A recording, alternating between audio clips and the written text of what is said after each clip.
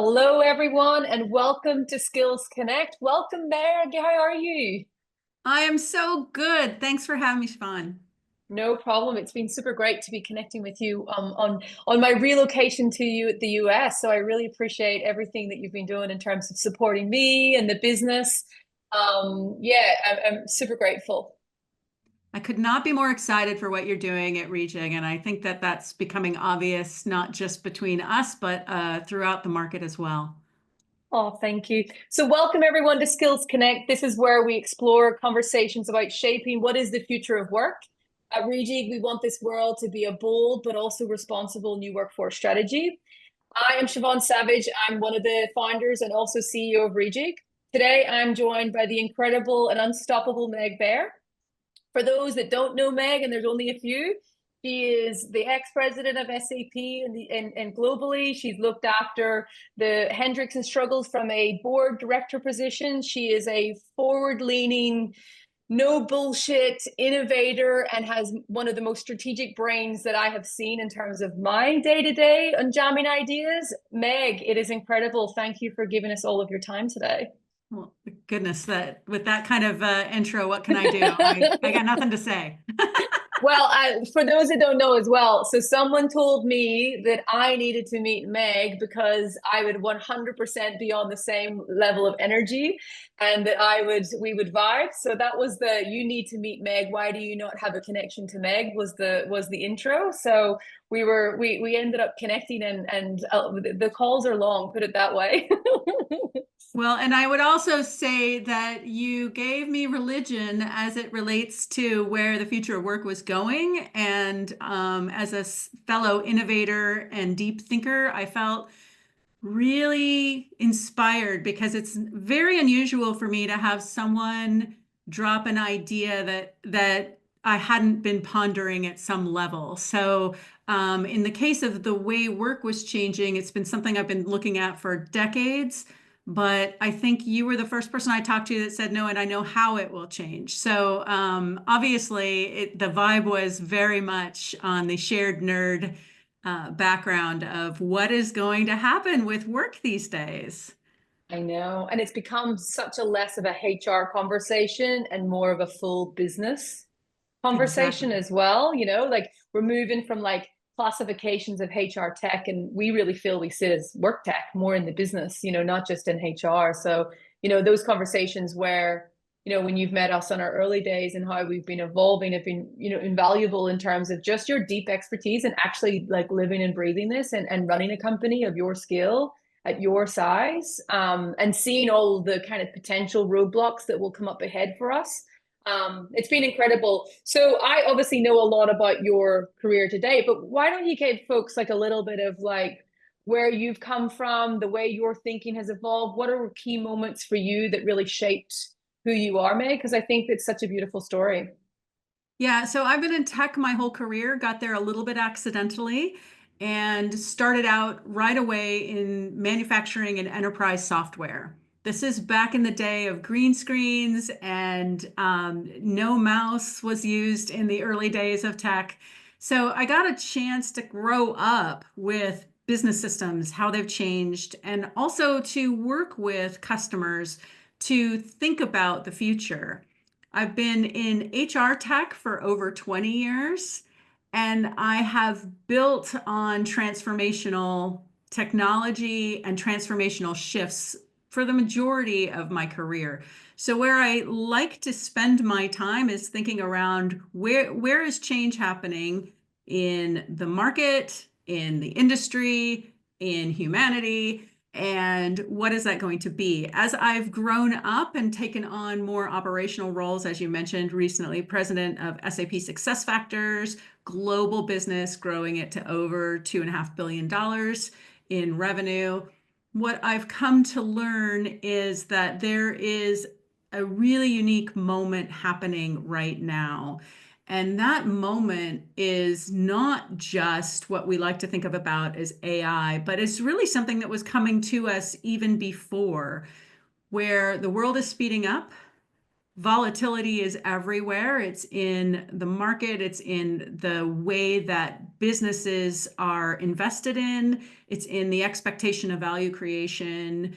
It is in what boards believe businesses need to be, and it's seen across a lot of different dimensions. And then for individuals, there's a lot of change as well. Like, oh my goodness, how I do my work is changing, and it's changing really fast. And so we started to really have this conversation for real at the beginning with COVID, and then started to have it even more when we started to think about what about back to work and what's going to happen in the world where zero interest rate is not a norm anymore, and businesses have to think about profitability different, and the expectations of productivity are different. And so every board in pretty much on the planet is struggling with the idea that there is a need for faster and more sustained value creation. There's an expectation that AI is going to deliver all of that value creation. And there's a whole lot of uncertainty about what is going to happen to me as a worker, to my business, to even my skills as a leader. Like, what does it mean to be a leader in this moment?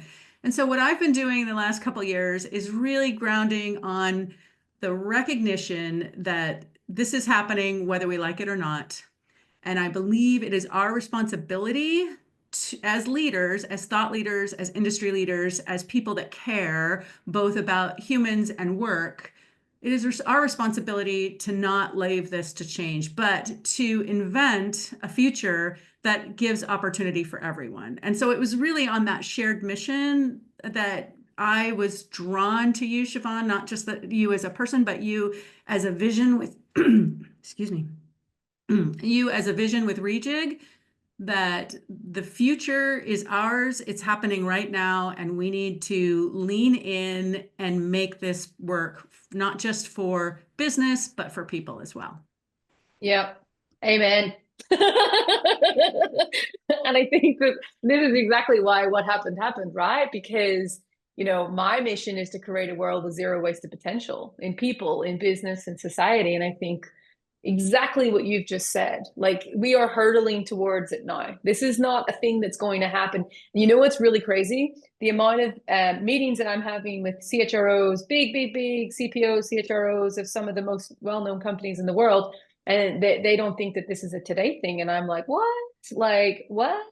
Like, we're the train has left. We're on this. Like, where are you? Because that's going to be a problem. And I think the reason why I'm so passionate about, one, I want you to boldly reinvent your workforce. So if you don't, then you don't have a business and you've got no jobs, right? So like, one, we got to help everyone reinvent. And as you said, the board narrative and the requirement for every CEO is to productivity, efficiency, velocity, bottom line. That's the energy, right? But on the same hand, there is this incredible moment right now for leaders in the people space to really step up and think about, how do I turn this moment into a moment for me, my team, my business? Like, this is it. And I think everyone's always had this, like, I want a seat at the table conversation in the HR team. This is it. Like, be the table where actually these discussions are going to happen.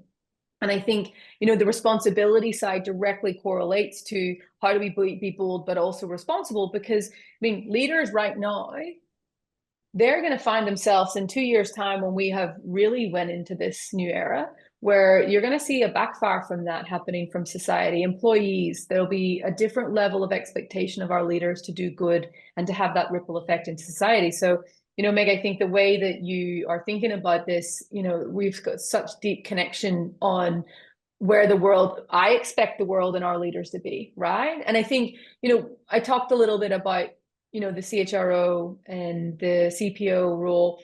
How do you feel, like, given like you've had exposure to pretty much every major company around the world, from their CEOs to their boards to the chief people officers, how have you seen or not seen those roles evolve? Like, where are you seeing we are? Like, honestly, like, no BS answer. What is the maturity level of that role right now in market? Yeah, so I think you nailed it precisely. I think there are bright spots for sure, but there are a lot of people who are frankly followers, not leaders.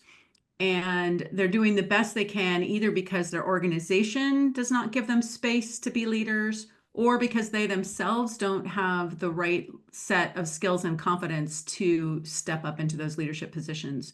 I've completely shifted my thinking over this in this year, actually probably mid 2024 and to this year. And I think I'm leaning closer to where you are, where early on we spent a lot of time saying AI is not going to take your job, somebody with AI is going to take your job, and all of this sort of like stuff. And I just don't think we're doing anybody any favors anymore.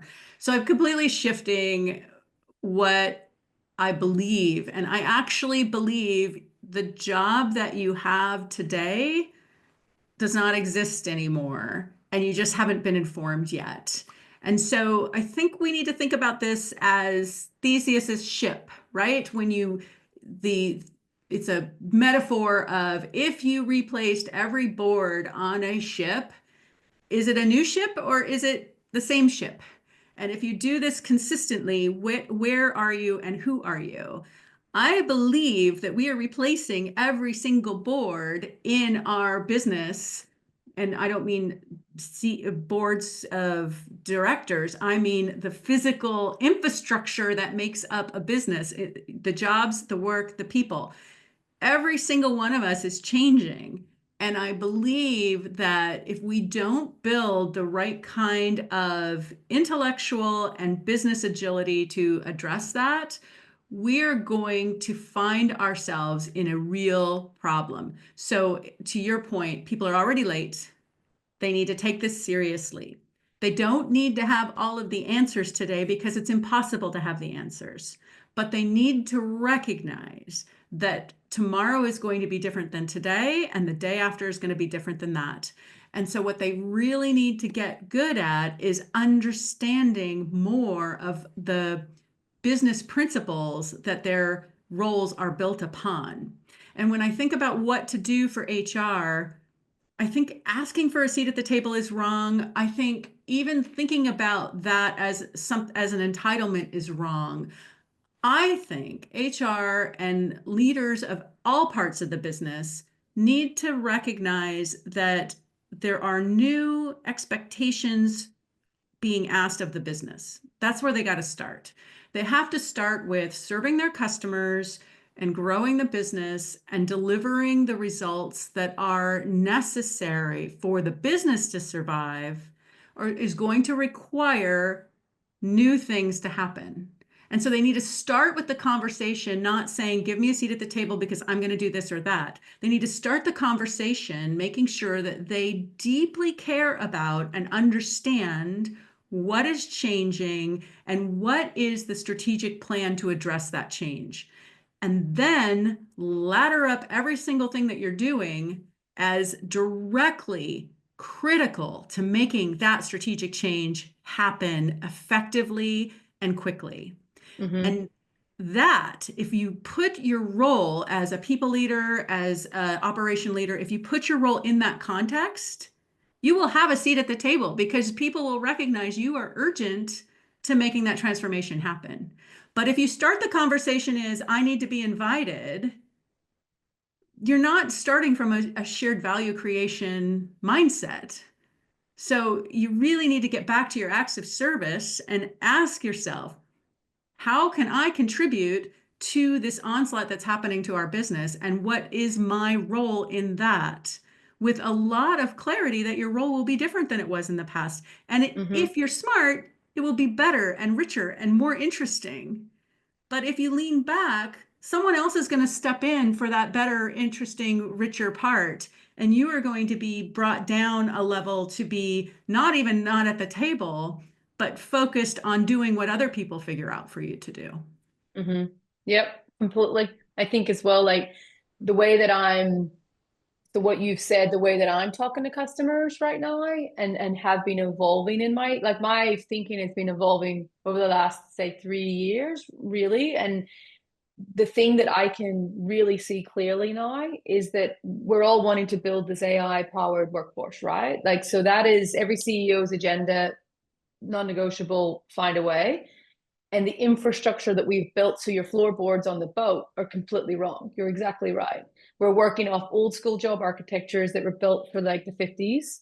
We have the way of putting like people into jobs We have the way we reward, like the whole infrastructure for everything is gone. And what we actually need to do is to completely redesign and build a new critical infrastructure to enable this new AI workforce. So that's why we've been growing so fast, because a lot of what we're saying to customers is, if you keep trying to do this new thing with all of that, this whole thing's just not going to work. And a lot of the pockets that I'm seeing of folks that are signing on with Reejig and the leaders that were, these are all people that have done what you said. They've looked around them, they've read the board report, they've went, okay, times have changed. How do I be of service to my company? How do I help? How can I be valuable with the skills that I have today to enable this AI powered workforce? And then how do I protect my leader from getting the reputational risk of harvesting people out of jobs? So they're not just thinking about it in the context of like, be more profitable, everyone pedal faster. They're actually thinking about it in the context of, how do we do that? And also, how do we make sure that folks are not being left behind? Because the last thing we want is a whole pile of uproar, internally on social media. A lot of leaders are really afraid right now about reputational risk. Look at the CEO and what happened in New York. Like there is a definite stigma towards, like, there's a certainty of, like, they've all got bodyguards now for a reason, right? Yeah. And I think a lot of the smart folks that I'm seeing in big companies right now are very focused on the, how do I do that, and also that, because this is the sustainable journey of re-engineering. And that's exactly to your point. And I'm going to use this podcast to send it to folks when they're in that moment of like, what do I do next? Listen to Meg, she'll coach you through this one, right? Because it's exactly what needs to happen. And the other thing that I was talking about the other day to someone, they were like, oh, why are you growing so much right now in a world where everything else is not getting sign off? How are you getting budget? Because I want to get a budget sign off for my program of work. And I was like, well, your budget is connected to, access to, meaningful career paths and creating a culture of opportunity. These are really lovely things, don't get me wrong, but they don't directly impact anything connected to the pain that the CEO's in right now. Like, maybe if you twisted that around a little bit and focused more on the, how do I move work to work, or how do I speed up velocity? How do I use AI for critical areas that are high wastage? Like all of those things, you'll get sign off, because that's what customers are doing right now, that are getting sign off and are getting access to the really exciting projects. So I love that. And, getting sign off is one part of the puzzle. The second part becomes, really what we're talking about is the biggest once in a generation transformation to work in companies. Like, this is not like a change management project. This is a complete overhaul of how we think about work. It's a huge transformation in terms of how we actually design and then deliver this to our organizations. You have led some major transformation projects at scale. If you were to start with like a day zero thinking, knowing everything that and this new world, what would you do? Like how would you think about this? Yeah. So here's the thing that I think is uniquely different about this particular transformation, because there's been a lot of transformation in business and there's been a lot of momentum. You can think of like, oh, when e-commerce came about, a lot of retail had to figure out what to do, and then direct to consumer and all of that. I mean, there's been lots of parallels you can look at where we've had to think about something differently because there was a force coming in and disrupting what it meant to compete in a market. What's unique about this period of time is that it's so multidimensional, and there really isn't just one force coming after work. And Mm, I think it is in this context that everyone is looking for opportunity and risk mitigation. And I think that's the right thing to do. And I think they're getting stuck. My experience is people like to be second, right? They don't necessarily want to be the trailblazer to do something completely new.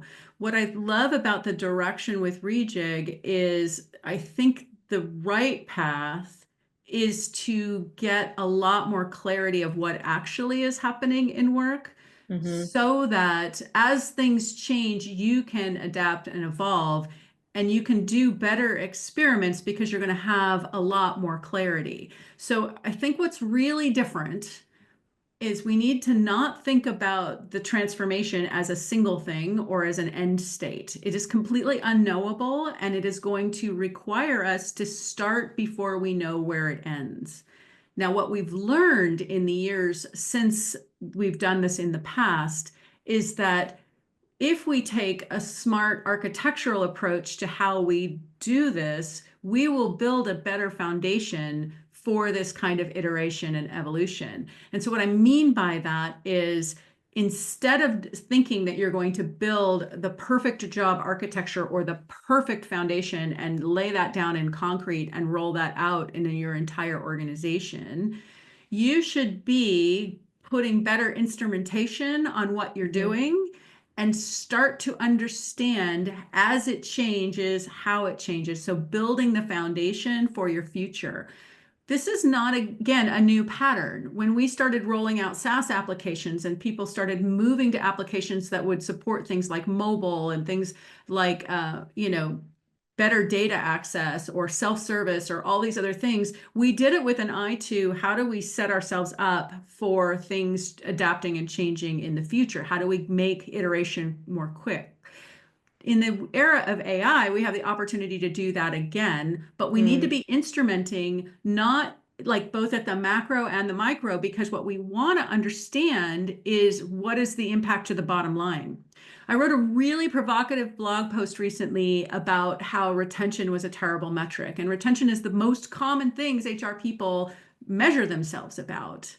And I argue that if you really care about retention, if you want to protect your workforce, you have to put systems in place to allow your workforce to adapt to be productive under the new expectations of them. So retention is not bagels, and it is not ping pong games, and it is not a whole bunch of things in the office or parties. Retention is getting grounded in the business and making sure your people are able to effectively be productive against the business goals. That means driving more revenue. That means opening new markets. That means positioning you against your competition. The better we get at that, the more we solve the retention problem. Because if we can have a bunch of really happy but not effective workforce, we're not going to protect jobs. We're going to do the opposite. So this is a moment where we have to rethink what it is that we're trying to do to create outcomes. And I believe having a solid foundation of data instrumentation and a lot of flexibility built in to adaptation and growth within your workforce is going to be the key difference. And that's why I love the Reejig Foundation and the way you think about work ontologies, because these are going to evolve. And we need to have the right kind of leverage to build that adaptation in, so it's not a disruptive force, but instead it's something that builds on investments we've done before. So you have inadvertently triggered me a little bit. I've been having some sleepless nights. I feel like I've cracked the part about the critical foundation, the critical infrastructure, the work ontology, the understanding. I've cracked the then making recommendations of agents based on task. You know, the part that's what you just said, that's just so on point to where I'm not sleeping very well at. So that statement, I want to find a quote from this if my marketing team are listening to this, because there's a quote you just said, and I'm going to do a terrible job of repeating it, but like the giving time for your people to adjust to the new normal. And I was having a conversation the other day with a customer where you deploy AI and everyone's spending millions of dollars on this stuff, right? We are reinventing, we're doing all this stuff. But if only 20% of your population actually do anything with it, is it success? And everyone keeps going, change management. And I'm like, it's not just change management. No. There is change management is like not the thing here. There's actually, and I don't have it fully in my brain, like looked through, but the thing that I'm seeing is we're adjusting the bench of performance and expectations of the job now. And it's exactly what you just said is exactly the thing that I'm grappling with, because I'm like, Okay, so like successfully you've figured out where to redesign your workforce and you've now started deploying agent and thinking about this. But if none of the people do the thing that you expect to do, and by the way, people will never do the thing. That's why the marketplace is like not done so good, is because people don't do things that you think they're going to do. So if we can assume that most people need some adjustment time or they need reset in terms of expectations, or the thing that's making me worried is, oh, does that mean that there's a whole pile of people that will just not meet the new bar of expectations, and what happens in that world? And none of these things are kind of change management. These are realities of the exactly the way you just said about giving time for the adjustment. Um, and the thing that I can tell you with my data is where they should be. Yeah. I can tell you what the new floor looks like. I can tell you what it should be like from a performance perspective if they do the things that we are expecting from a work design perspective. And that's a really, really interesting thing, because we're going to start getting into that conversation, Meg, very soon. You know, like customers are now piloting and beta testing and whatever you want to call phase ones. They're all in this now.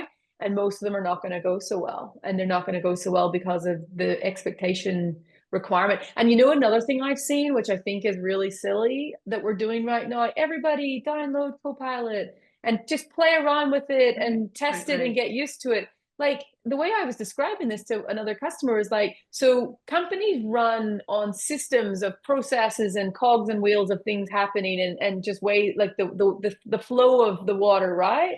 If you start allowing people to bolt on their own version of that, what they see in the process, can you imagine the chaos that you're going to ensue? And not only that, for individuals to start building agents is really costly for the business without this one big transformation perspective as well, because of the actual consumption cost of the models themselves. So it's like I know people were using that as a change management thing, where it was like, get comfortable in the next 2 years, like try and make and build yourself an agent. And it's like, no, like the critical event is now.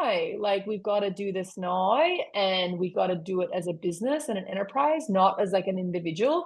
Um, when you like, given what I'm seeing like right now in the trenches around this in terms, what would you advise me to do? Like, what would you advise me to tell them to do? Because that's the problem where I was like, that isn't just a change management thing. That's actually a completely different. How would you go about that conversation, or what would you do?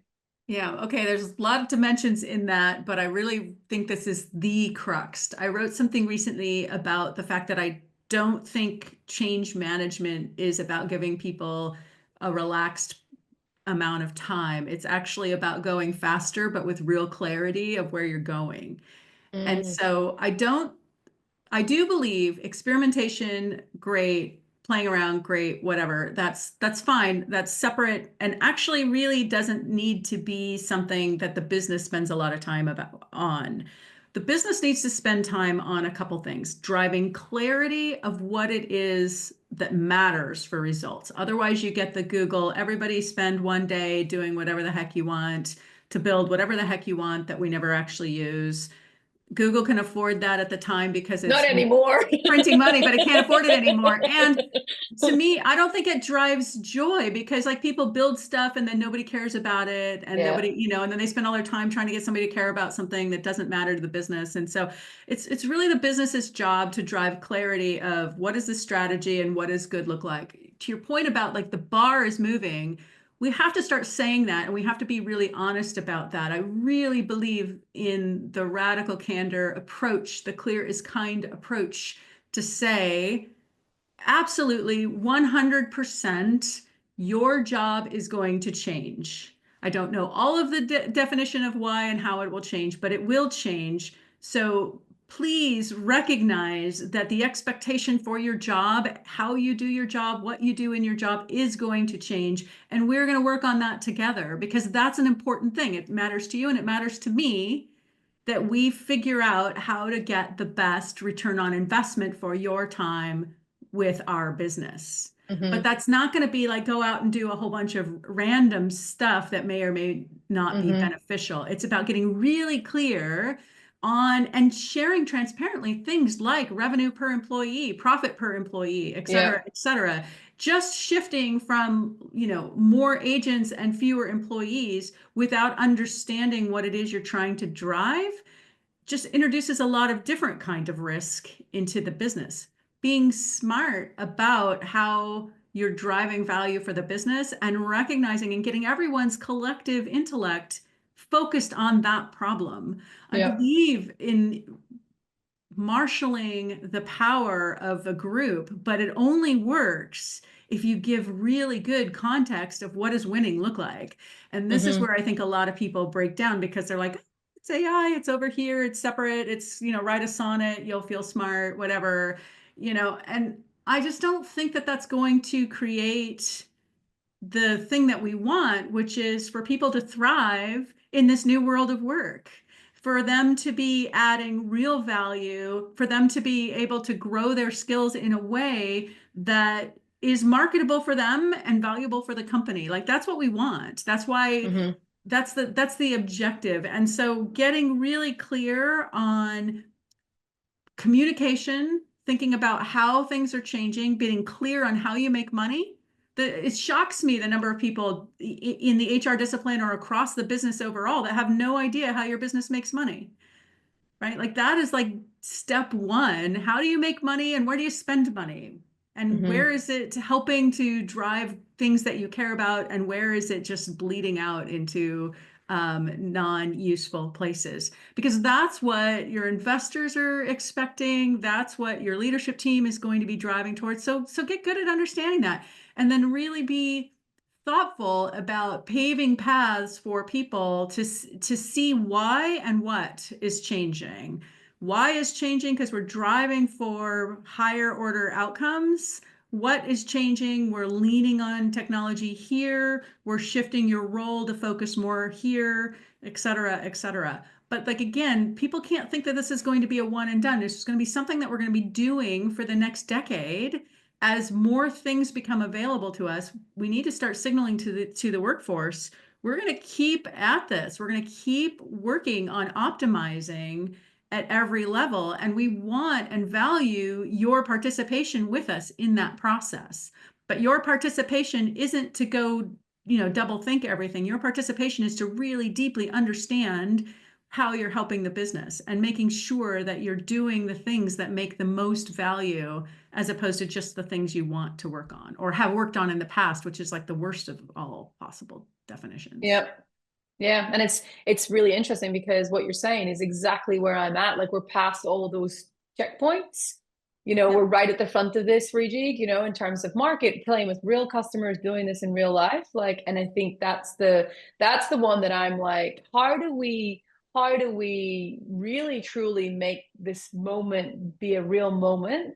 But also how do you amplify your employees in a way where they feel like AI is not like something to be afraid of. It's that amplification of themselves where, like, to your point, that they can use it to do the things that, meaningful work and get home in time and like do really creative things. But there's this thing that I think we're going to have to work through, and most organizations are too afraid to admit right now that jobs might be impacted by AI. Everyone's still saying, oh no, humans and AI together.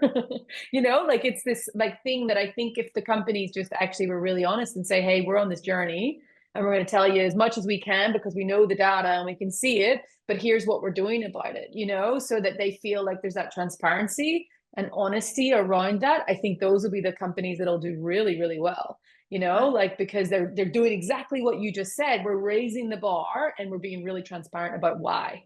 And here's what's in it for you, right? You're going to be building marketable skills through that journey. And here's what's in it for us. We are going to crush the competition and exceed our business plans. Yep. I really do believe this is a moment where transparency and clarity really matter. And that starts with integrity of like, you have to understand what's going to happen to be able to communicate it. And I think that's where a lot of people are stuck. They don't totally know, so they're afraid to communicate. Mm-hmm. I think we have to get better at recognizing this is what we know, this is what we don't know, but this is where we're going, right?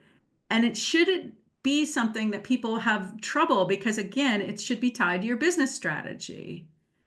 Your business strategy shouldn't have to change. Your execution opportunity should. And so we should just be able to present that and help everybody get really clear on what is the business strategy and how am I contributing to it, and how is my role adaptation and shift part of that growth opportunity for the business overall. Yep. That's what And we I think the thing for on the Reejig side is like what we've tapped into really well, and what my team have done really well is that like that business strategy and that transparency comes from understanding the work and the impact to the work and how work can evolve, because then that's the data that helps you tell this is where we're at today, this is where we're going, but hey, this is where we're going to be.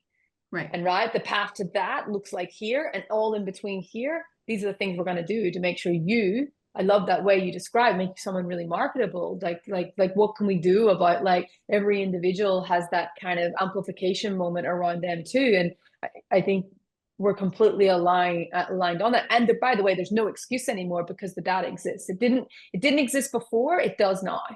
So that's kind of where really then you're making a conscious decision to choose not to say it out loud. You know, if you've got like, because the data is available. From a board perspective, right? So you get to sit on all these boards, you get to talk to all these CEOs.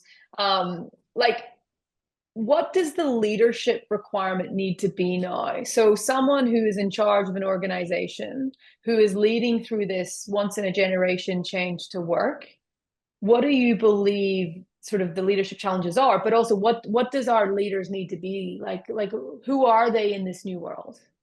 Right. So the board part, I think, is really important for people to understand. Boards are interested in strategy execution and risk management. And both of these are directly in the line of sight of work transformation. So keeping that in mind, thinking in terms of risk mitigation and opportunity capture is going to be very top of mind for a board. For C-suite, on the other hand, I think we have a moment where the skills and uh, the skills and capabilities of high performing C-suite leaders are actually the one place that I think is very clearly being put under threat. In the past, getting to the C-suite was often about your expertise. And so you would get to the C-suite and you would be expected to apply your expertise and the playbooks that are built underneath that to executing the strategy of the business. Today, you need to not just apply your expertise blindly, but you also need to be able to adapt your expertise against a slew of change. And that's going to require a fair bit of unlearning in addition to execution capability. Mm-hmm. The other thing that's interesting is in the past, when expertise in each line within the executive team was reasonably autonomous, was all tied to strategy, but reasonably autonomous. Like the marketing person would execute marketing things and the salesperson would execute sales things, and they would work together on the places where they intersected, right? Same with product and engineering, same with financial, CFO, HR, et cetera. All of these parts of the business were well understood and executing and kind of coming together to report out status. But what is different now is that a lot of this sort of innovation opportunity and a lot of this shift to the business is going to be more interdisciplinary. The skills that you need to do it well and the changes you need to make are going to go across, not just down. And here I think it hasn't been fully appreciated yet how much that becomes a cross-functional thing. If you're thinking about risk and opportunity, you really need to have a strong partner in legal to help you navigate those things in ways you probably didn't have to do on a day-to-day basis. If you're thinking about changing how your products are priced or how you create value with your customers, you're going to need a lot more intersection with finance and sales and marketing than you probably do when you're just executing day-to-day strategy. And what this means is that there's a little bit of vulnerability in the C-suite of not having all the answers and not having the strength of your experience being the only thing that you needed. You need some new tools. You need intellectual humility and curiosity, collaboration. And while you've maybe have some of those things, they're not things you've been leaning on to be excellent at your job. Mm-hmm. So I truly believe that that executive teams are going to need to build a stronger alliances with each other. And they're also going to need to reevaluate ownership of certain parts of the business operations, because things are going to change so structurally that they're going to need to let go things that they were doing so that they can take on new things that they should be doing based on what their teams are capable of handling. And that is where things get really shaky, because organizational leaders, C-suite leaders, really like owning things and Mm-hmm. executing things. And these things that are a little bit more squishy become really difficult. So I perceive that there's going to be a real upskill required in the learning agility and intellectual humility of the C-suite.